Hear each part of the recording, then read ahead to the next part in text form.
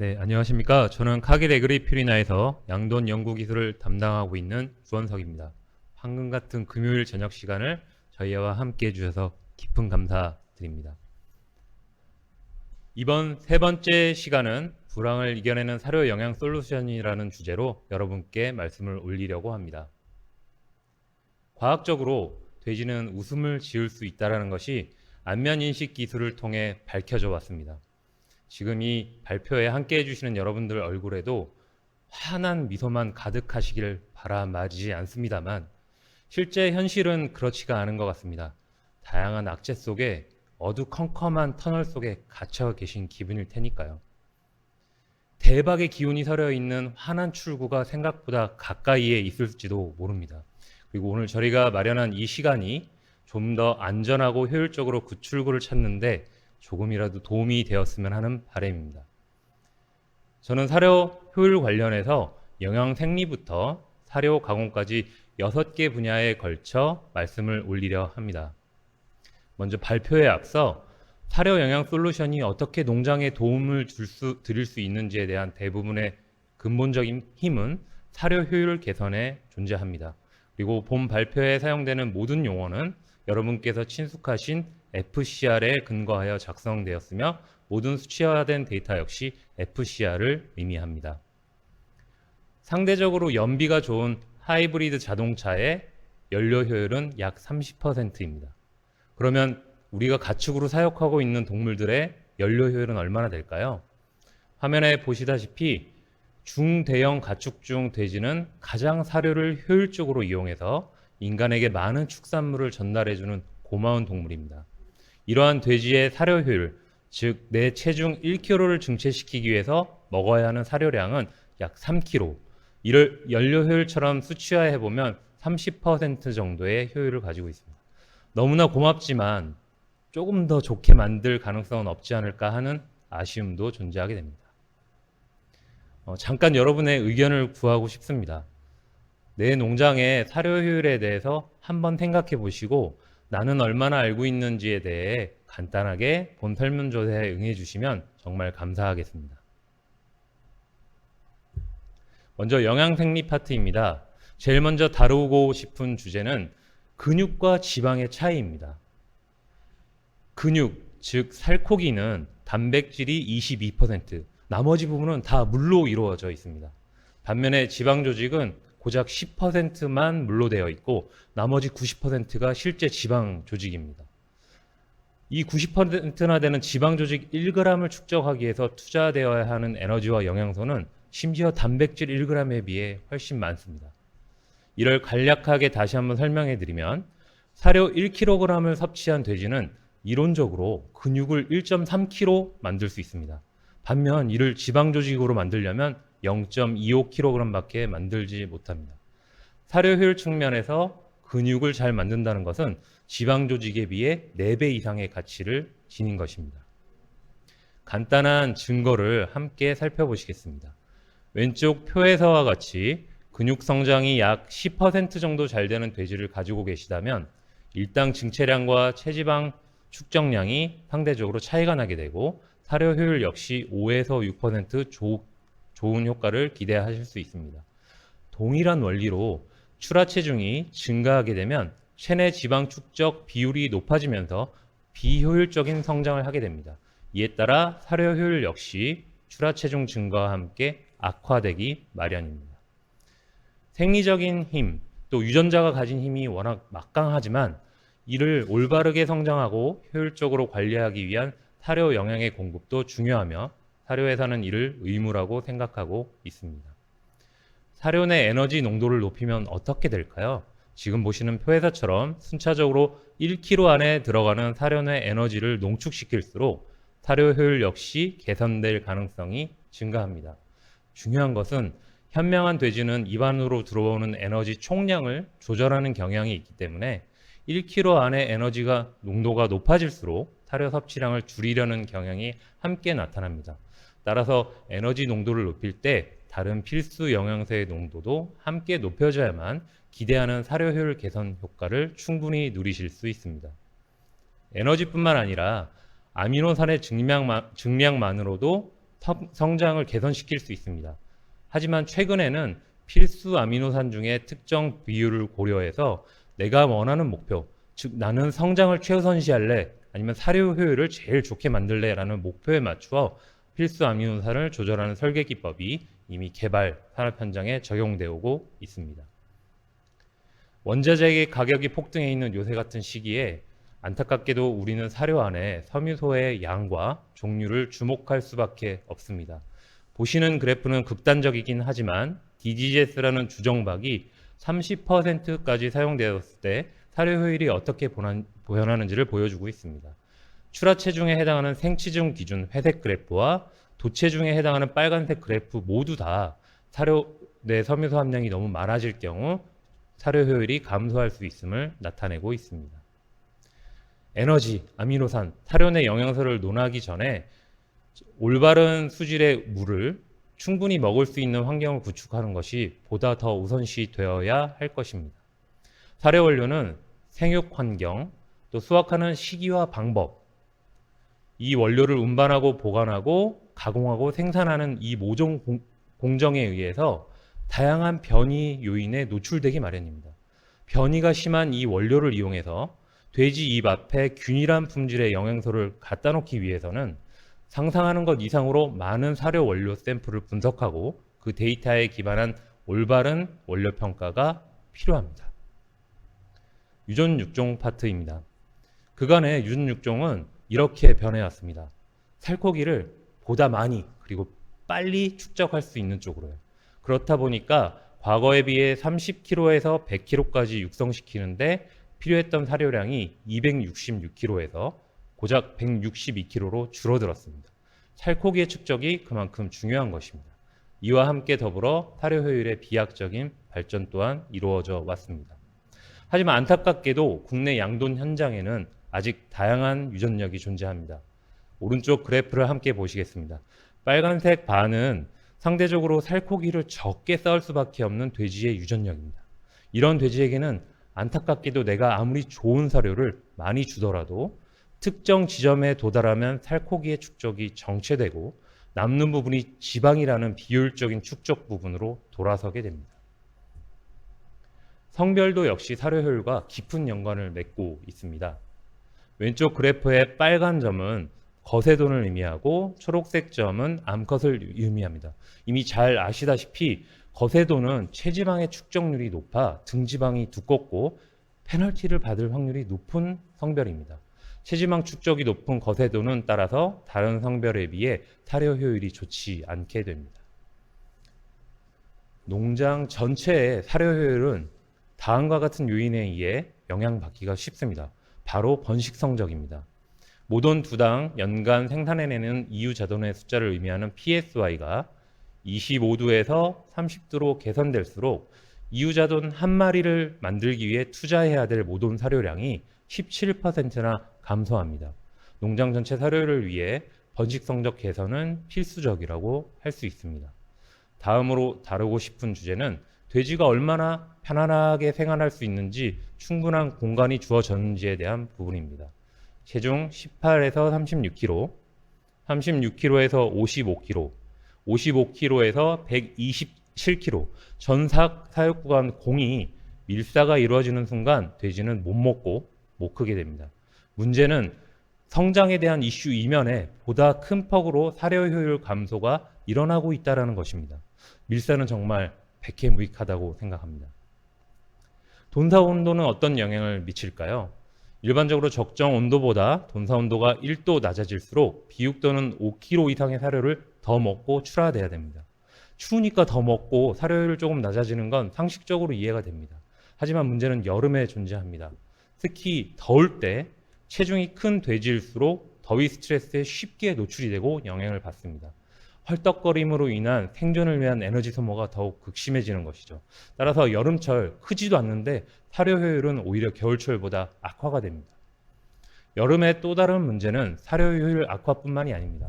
보시는 사진의 중간 사진처럼 장 내 상피세포, 즉 장 건강에 굉장히 중요한 영향을 미치고 손상된 장관의 부위에서 염증 반응 또는 심하게는 출혈 반응, 손상된 부위를 통한 내독소의 체내 침투까지 일어나면서 광범위하고 다양한 형태로 농장에 피해를 유발합니다. 생리적으로 더울 때 돼지는 누운 상태로 헐떡거리고 있습니다. 거의 24시간 내내 위액 또는 소화물이 점막으로 보호받지 않는 식도와 위 전체를 압박하고 있습니다. 두 번째는 더울 때는 공복 상태, 약간 선선할 때는 폭식을 하는 물리적인 수축과 팽창을 반복하고 있는 것이죠. 그나마 일어나서 먹으러 갔더니 사료통 안에 사료는 변폐되어 있을 확률이 매우 높습니다. 즉 여름철 돼지는 굉장히 장기 손상에 취약해지고 백태라고 부르는 창백한 돼지, 또 급사로 이루어지는 경우가 허다하게 발생을 합니다. 비록 여름과는 상관없을지언정 전 세계적으로 최근 수년간 집중 조명받고 있는 출혈성 위장 증후군입니다. 정확한 원인과 해결 방법이 아직까지도 발견되지 않고 있습니다만 방금 들으셨던 원인들이 주요 원인으로 작동하는 게 아닌가 하는 주목을 받고 있습니다. 여름철 건강에 대해서 말씀을 드렸는데요. 평상시 위의 상태는 사료 효율에 어떤 영향을 줄까요? 왼쪽에 보시는 사진은 국내 도축장의 비육돈 위 절개 사진입니다. 사실 멀쩡한 위를 찾는 것이 더 어려울 정도로 위 병변 증상이 광범위하게 펼쳐져 있습니다. 오른쪽 그래프를 보시면 위 병변 증상이 1부터 3까지 점차 악화될 경우 사료 효율은 최대 35%까지 악영향을 받게 됩니다. 다양한 질병들이 출하량을 지연시키고 사료 효율에 안 좋은 영향을 줍니다. 특히 이전 시간에 들으셨던 회장염은 그 발생 범위가 광범위하고 농장마다 발생하는 수준도 다양하기 때문에 내 농장의 수익성을 챙기고 싶은 분들이시라면 반드시 현재 현황을 파악하고 필요한 경우 조치를 취하시는 걸 권장드리고 싶습니다.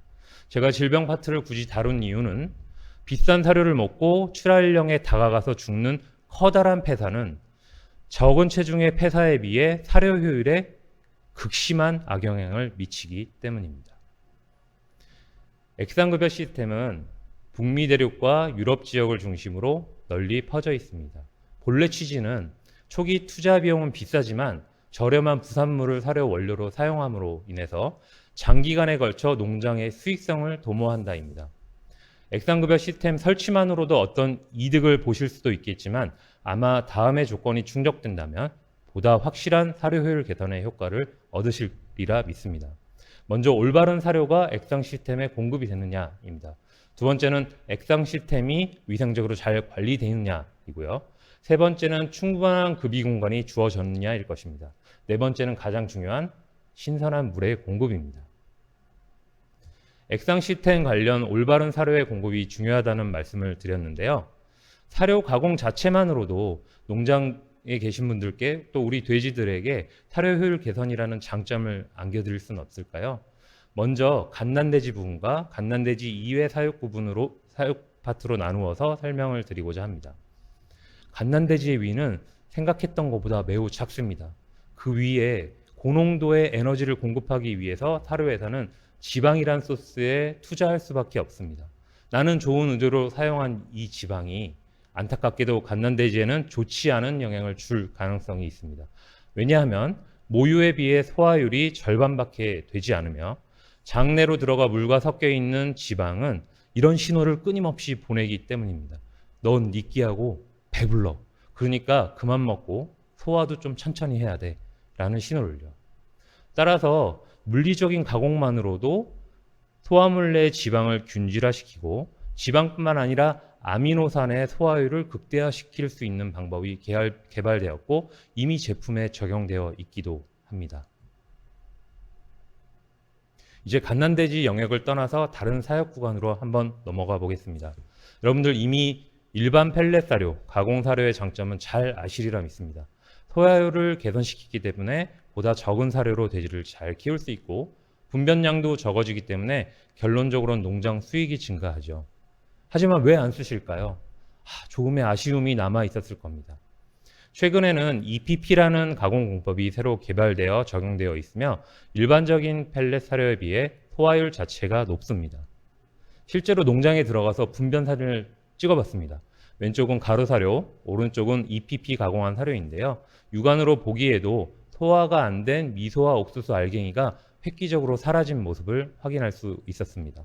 이렇게 소화율이 높다 보니 EPP 공법은 일반 펠렛에 비해 증체량을 더 기대할 수도 있고 특히 사료효율 측면에서 더 큰 폭의 개선을 이루어낼 수 있었습니다. 급이 방법이 어렵지 않냐고요? 물과 사료가 토출되는 부분에 구분이 명확하다면 일반 가루 사료처럼 관리하시는 것이 충분히 가능합니다. 사료허실을 또는 급이기를 매우 잘 관리하시는 농가임에도 불구하고 일반 가루 사료에 비해 EPP 가공은 주변에 흩뿌려져 있는 사료허실이 적은 모습을 확인할 수 있었습니다. 돼지는 저희가 생각하는 것보다 똑똑한 것 같습니다. 평균 지능은 개보다 좋고요. 뒷모습만 보고도 내 주인이 누군지 알아봅니다. 거울을 보며 이게 내 자신이라는 것을 인지하고 심지어는 비디오 게임을 즐기는 돼지가 보고되기도 했습니다. 이렇게 똑똑한 돼지는 사람에 비해 미레스도 2.5배 이상 많습니다. 즉 맛에도 예민하다는 얘기죠. 원료를 실제로 볼 수 없다고 해서 가공된 제품에 장난질을 친다면 돼지가 과연 모를까요? 분명히 금세 알아차릴 것이라 믿습니다. 맛뿐만 아니라 냄새도 주요한 역할을 담당한다고 믿습니다. 지금 보시는 쥐가 보이시는데요. 마우스인데요.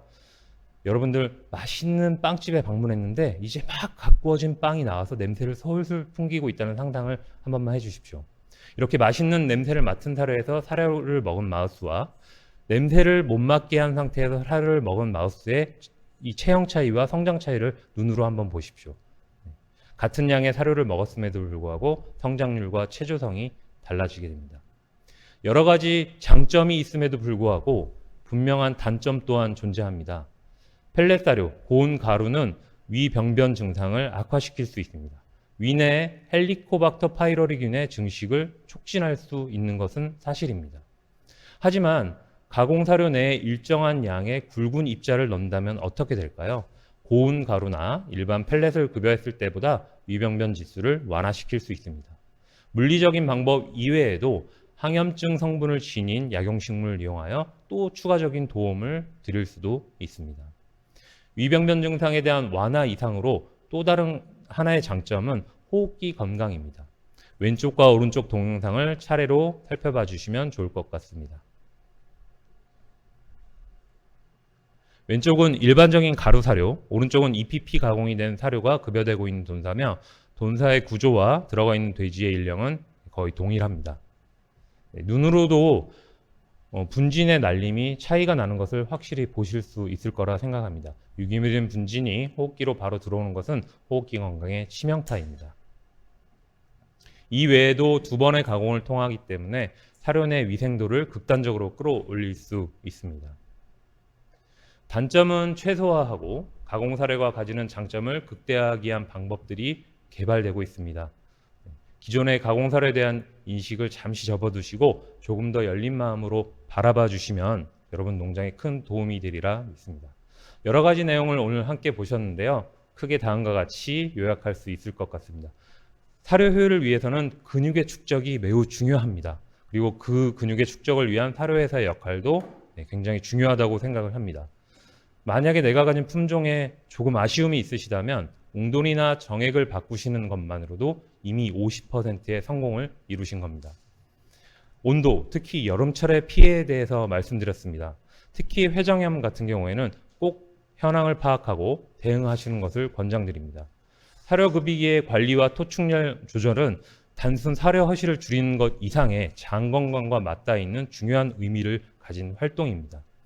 가공사료 아쉬운 점도 있었지만 많은 부분 개선도 이루어져 왔습니다. 고곡물 시대에 여러분 농장의 수익을 위해 다시 한번 들여다봐 주시면 감사하겠습니다. 우리에게는 아직도 개선할 수 있는 50%의 희망이 남아있다고 생각합니다.